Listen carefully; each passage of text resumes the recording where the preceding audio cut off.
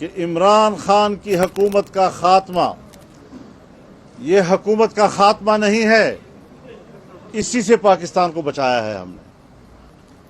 یہ ملک کو تباہ کرنے کے ایجنڈے پہ آیا تھا اور اس کی حکومت کا خاتمہ پاکستان کی بقا کے لیے لازم تھا۔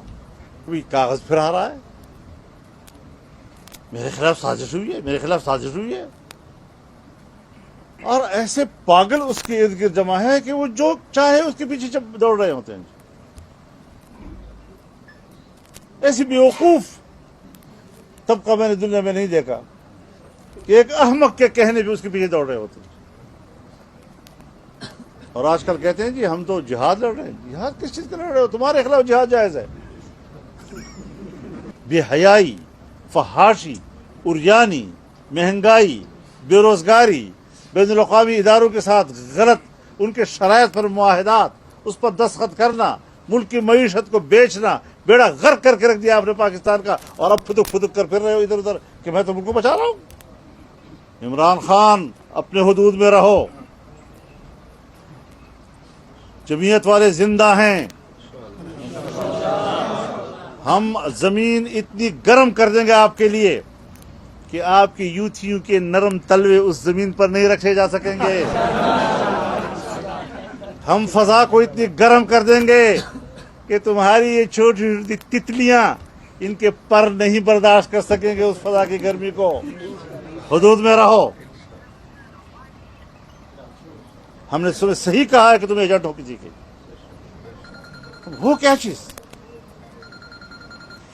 لاس اینجلس سے لے کر ڈی چوک تک تمہارے تعفن کی بدبو پھیل رہی ہے، اخلاق تمہارے یہ ہیں، کردار تمہارا یہ ہے، تم ہمیں پاکستان کے نظام سمجھاتے ہو۔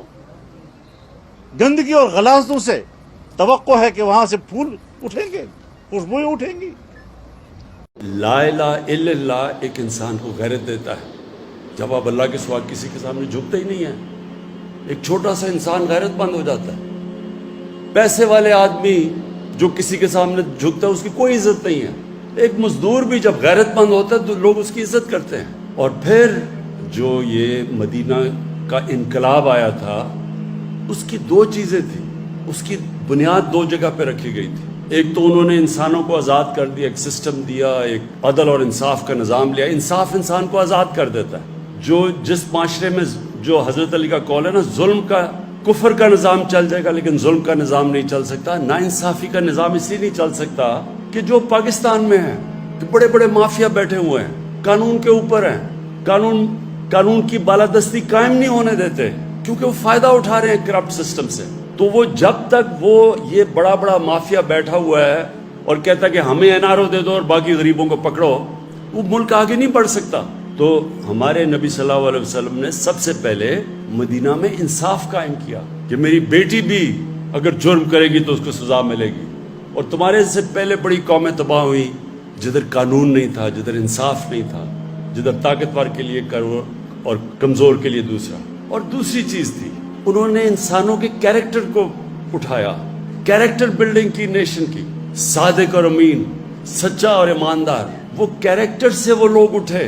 کبھی بھی جھوٹے لوگ، ڈرپوک لوگ بڑے قوم نہیں بنا سکتے۔ سچے لوگ، دلیر لوگ، جو اللہ میں، جو لا الہ الا اللہ میں ماننے والے لوگ، غیرت مند لوگ، وہ صرف بڑی قوم بنتا ہے۔ اور وہ ثابت ہے، مدینہ کی ریاست میں وہ ثابت ہوا ہے کہ دیکھتے دیکھتے یعنی جنگ بدر کے 11 سال بعد تو ایک سپر پاور گری اور 13 سال کے بعد دوسری گری ان کے سامنے۔ تاریخ کا حصہ یہ۔ تو میں صرف آپ کو یہ سمجھانا چاہتا ہوں اور اپنی قوم کو، ہم ایک بڑی قوم نہیں بن سکتے جب تک ہم اپنا کیریکٹر ٹھیک نہ کریں۔ ہم بھی صادق اور امین نہ بنیں، سچے اور امانت دار نہ بنیں، انصاف کرنے والے نہ بنیں، کبھی قوم بڑی نہیں بن سکتی۔